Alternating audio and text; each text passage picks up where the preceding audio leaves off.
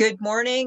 Welcome to the Light on Suitability podcast. I'm your host, Elizabeth Comeau, with Daryl, Sean, and Michele Garfinkle. Today's topic is remorse. How to get it, how to demonstrate it, how to live it, and everything in between.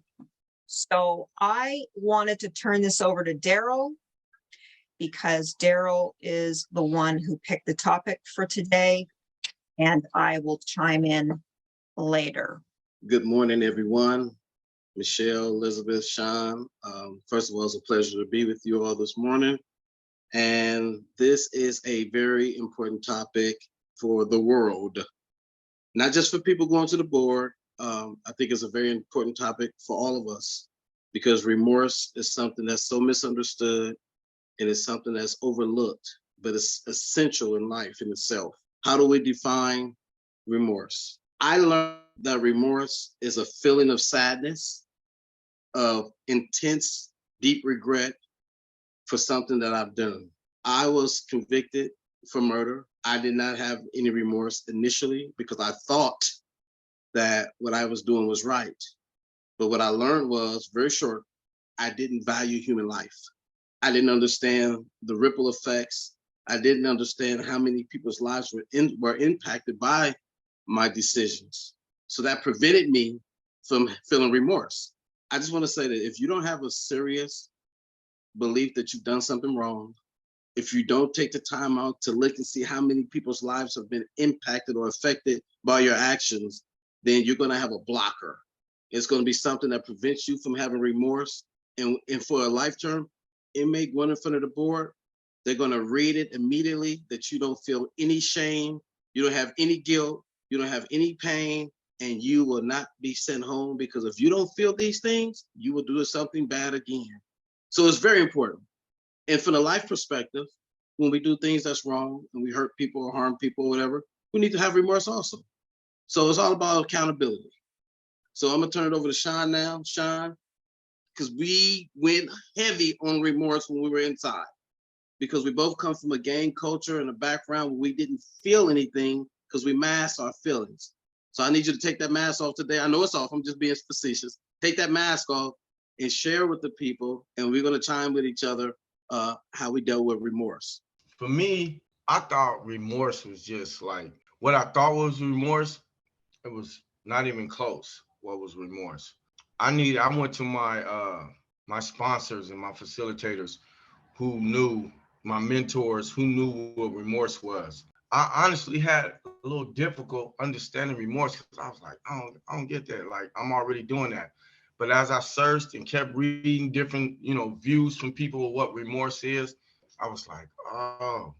So for me, remorse is, like Daryl said, you don't want to do anything to anybody, because if I hurt Daryl, I made him a victim. I made his mom, his dad, his immediate family, and then whoever they're friends with, right? So when you get remorse, you don't want to do anything to nobody, because you know the pain that you're going to bring with remorse. But for me, like I said, I had to read a lot of books, talk to a lot of people, and just really digest that and sit down and see what remorse is. The same thing with empathy. They're kind of like right there, right? Having empathy. So yeah, I'm not gonna make it long, but that's what I did on remorse. I just had to read and study, and then once I was going over it and just processing everything, because there was times like somebody say something or try to put their hands on me, I wouldn't think about anything else but making sure that I harm them. And then once I started understanding what remorse is, I was like, okay, if I jump on this person right here, though I might at that time feel like he deserved to get punched or whatnot, but when you start thinking about their family members, because if you hurt him, his mom, his dad, all those that love him was gonna hurt him. I wanna ask something, because I made mention that earlier that regret and remorse are two different things. And Sean, you know how we used to say, well, we're already doing this. Right. The thing is, over the course of time, we regretted what we did. We regretted the life that we lived. We regretted the decisions that we made, but our remorse hadn't set in. And I remember Right. you and I, when we talked, for instance, regret is feeling sadness or having repentance or even feeling the disappointment for something that we've done. That's regret. But Right. remorse, as we learned, is a deep and a painful feeling of guilt or wrongdoing. First of all, we wrong ourselves. And then we wrong the people who we became our victims. So we learned that a person who feels remorse can feel regret. But when we were feeling regret, we didn't feel remorse because we didn't tie it in. You remember those talks.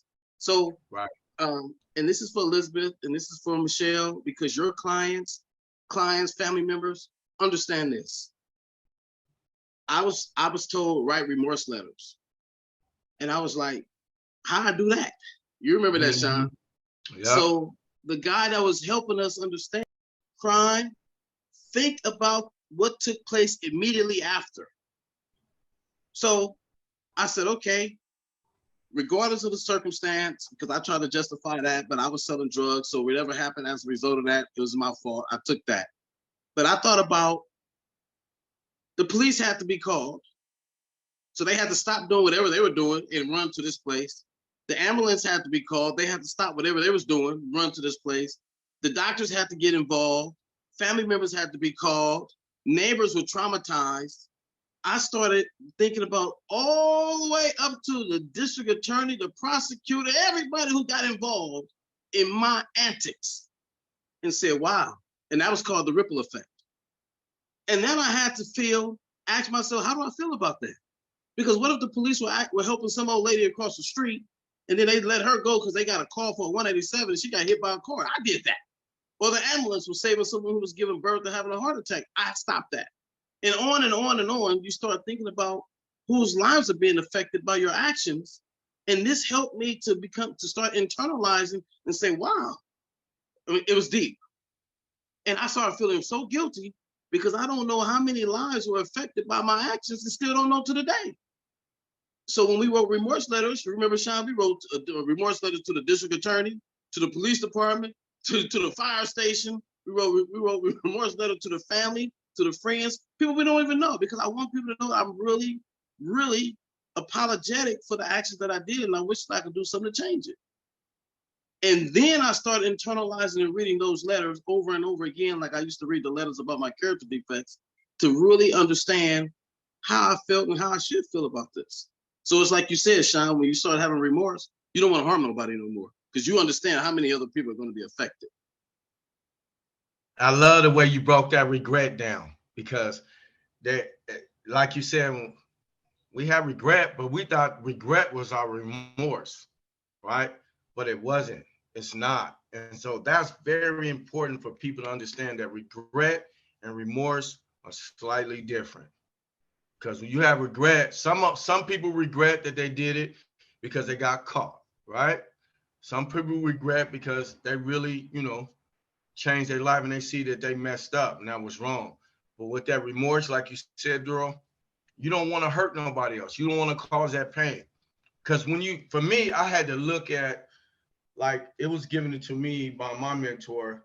And when me and you was talking, Duro, We lost Sean for a second. Why don't I throw it to Michele for a second? Let her chime in, waiting for Sean to get his connection resurfaced. And then I've got a bunch of stuff I wanted to add into the mix as well.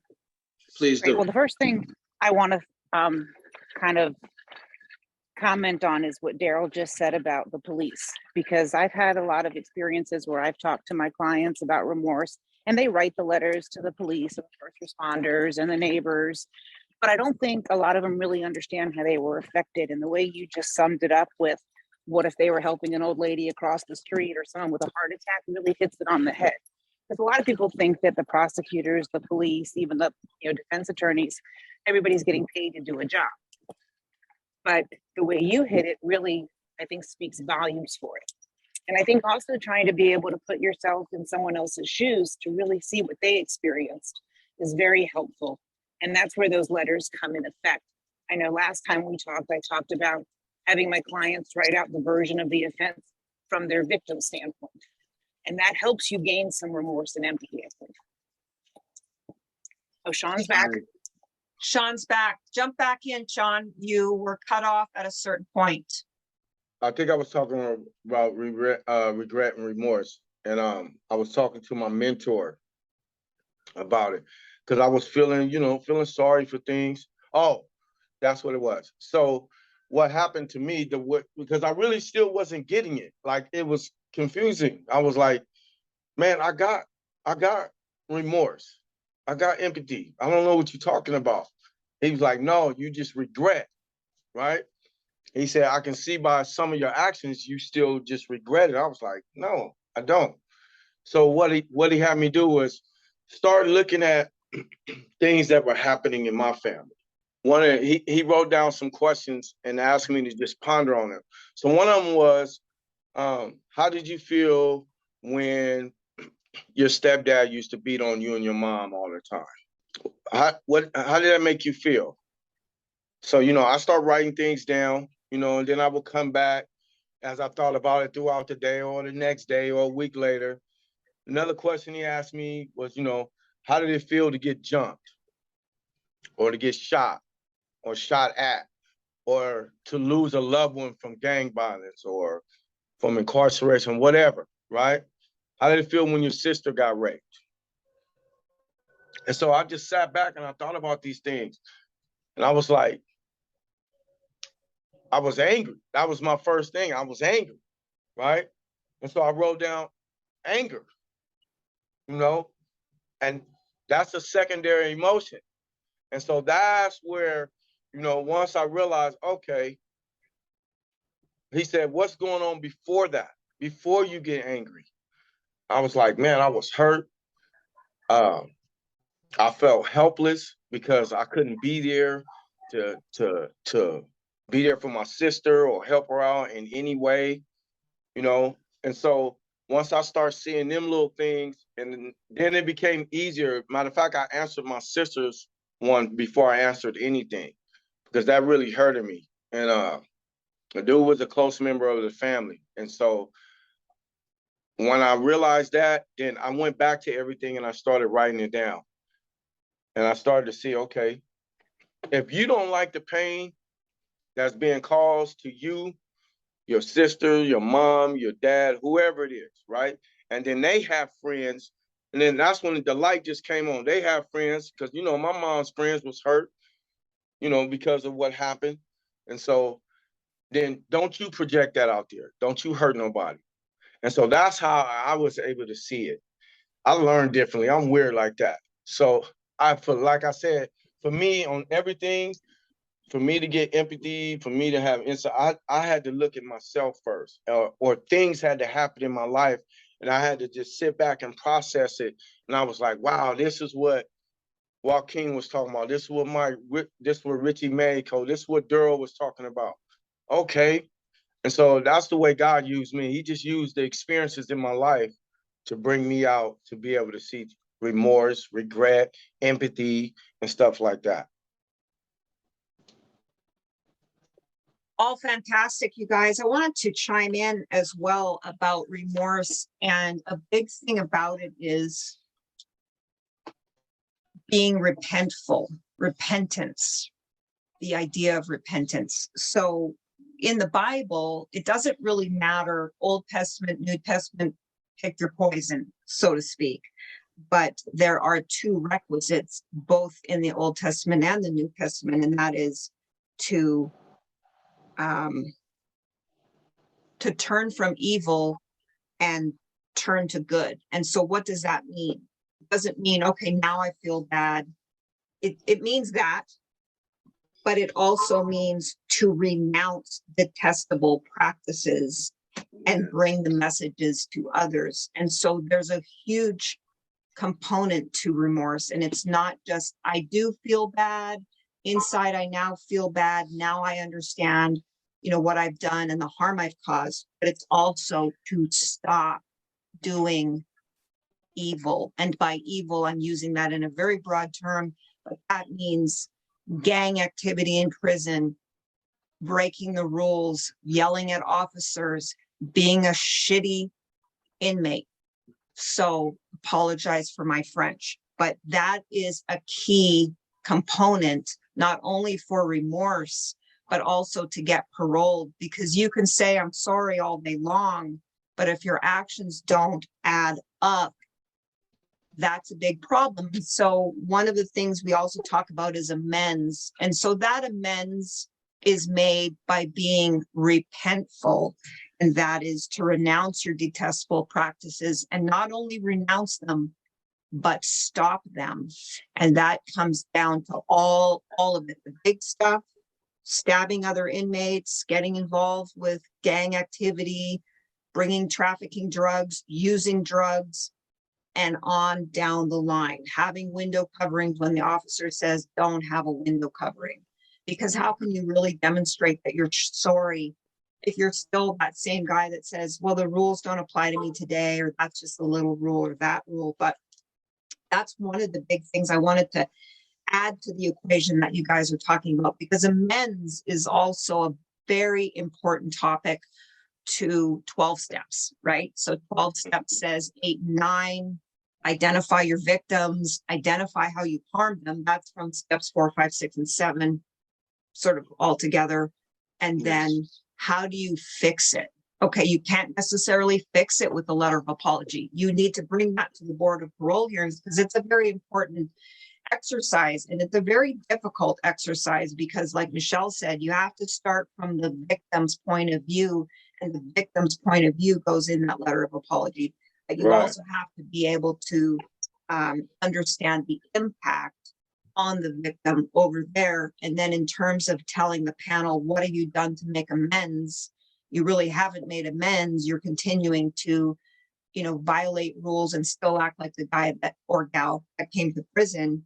That's not going to make it for you. And then, so that's really, really important. And then some of the other things. So like Michele said, to start learning remorse, you really have to start right from the beginning. That's the statement of your life crime or commitment offense, and understanding what really happened from outside your perspective, but from the other perspective of the victim's viewpoint. Because, the truth has 108 sides, some people might say, but when it comes to the victim, they only have their one truth as to what happened, or the mother or the father or whatever it was. So remorse is a big deal.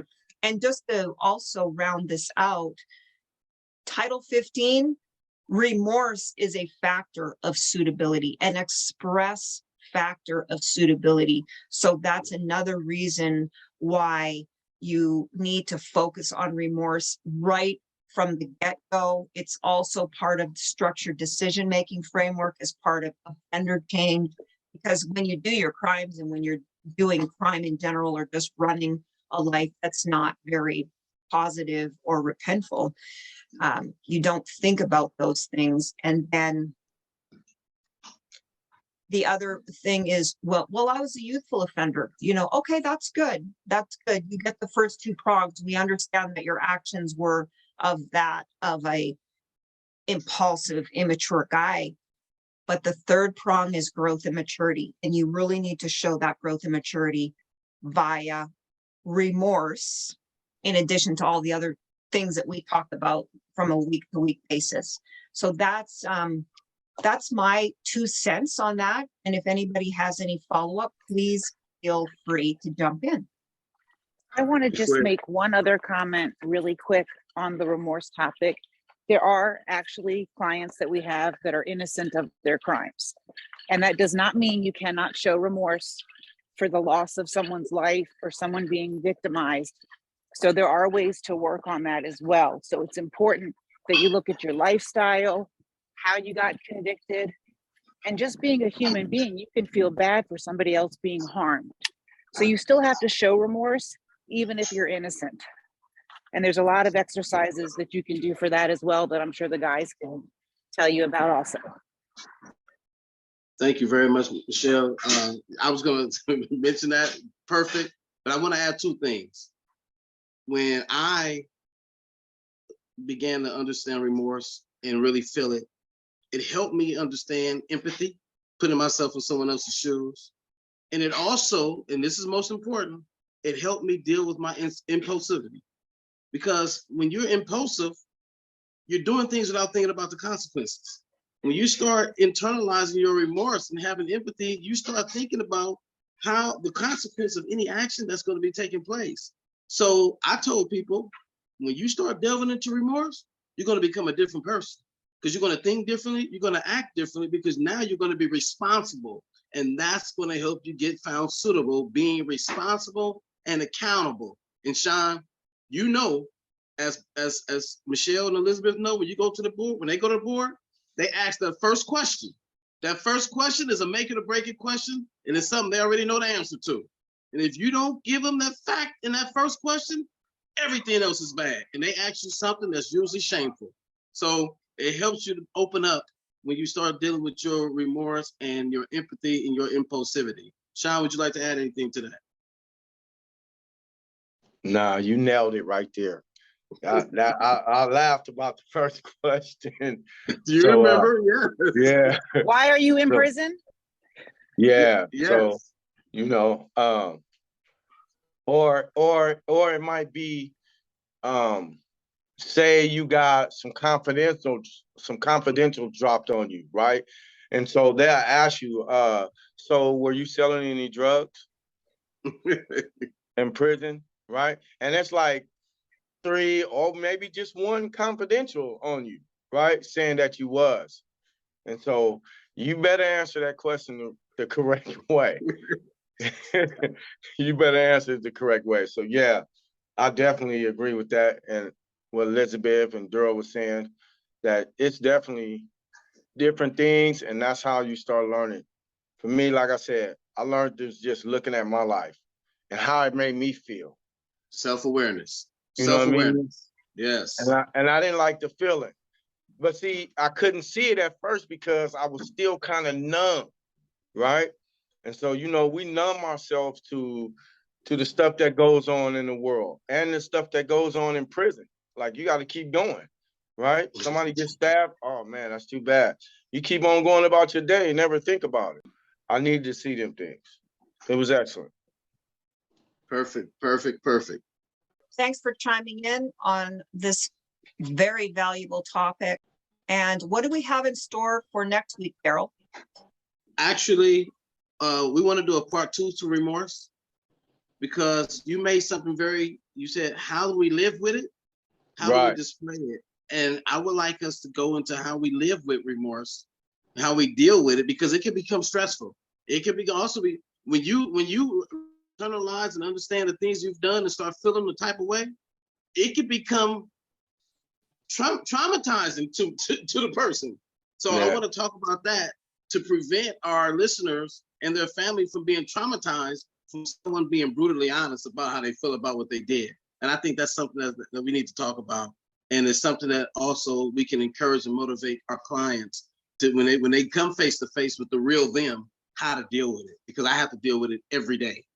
And so I think I might just need to just get it out so it won't be as large as it is in my life, because my remorse really dictates my everyday moment. And sometimes I wish I didn't feel the way I feel. In many areas, I've become too cautious, and it kind of slowed me down when I need to mash the gas a little bit. And I'll talk about that next week. Most definitely. And also, we're going to talk about when you start having these things going on in your life, right? It's okay. Me and Daryl used to go see a psychiatrist when we was inside to talk to us.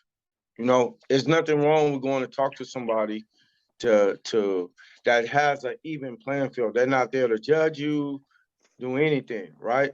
They're just going to listen to you and repeat back what you say and then give you some wisdom with it. So that's There's no important shame too. in continuing that when you get out either. I have a lot of still clients do that it. are in therapy for it. I still do it. And that's what helped me start studying psychology, talking to psychiatrists. Yeah, I exactly. said, I got to go study, yeah. We can definitely talk about that next week. Great. Sounds great. Everybody have a wonderful week, and I'll talk You to you all too. soon.